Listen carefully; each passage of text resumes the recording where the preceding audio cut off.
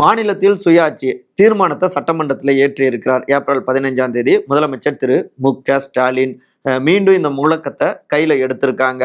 இதற்கான பின்னணி என்ன அப்படின்னா, டார்கெட் பாஜக என்கிற அரசியல்ல தீவிரமாக களமாட தொடங்கியிருக்காங்க. இன்னொரு பக்கம் அதிமுக பாஜக கூட்டணி உறுதியாகி இருக்கு. அவங்க பிரிஞ்சிருக்கிறப்ப வாக்குகள் சிதறும், அது திமுகவுக்கு சாதகம் அப்படின்லாம் கணக்கிட்டு இருந்தாங்க. ஆனா இப்ப அவங்க ஒருங்கிணைஞ்சு இருக்கிறது ஏற்கனவே திமுக வீக்காக இருக்கக்கூடிய மேற்கு மண்டலம் போன்ற மண்டலங்கள்ல மேலும் பாதிப்பை கொடுக்கும். ஸோ இவை எல்லாவற்றையும் சரி கட்டணும் அப்படின்னா தமிழ்நாடு வஞ்சிக்கப்பட்டு கொண்டிருக்கு. அதற்கேத்த மாதிரி தான் பாஜகவும் அரசாங்கமும் தமிழ்நாட்டுக்கு வேண்டிய நிதியை கொடுக்கறது இல்ல. பல விஷயங்கள்லயும் அவங்க சரியா நடந்துக்கல. ஸோ இந்த அரசியலை கையில் எடுத்து தமிழ்நாடு உரிமை நலன் சார்ந்த இந்த முழக்கங்களை முன்னெடுக்கிறப்ப அது இன்னொரு பக்கம் அதிமுக பாஜகவை அம்பலப்படுத்தும் அப்படிங்கிறது மு.க.ஸ்டாலின் அவருடைய கணக்கா இருக்குங்க.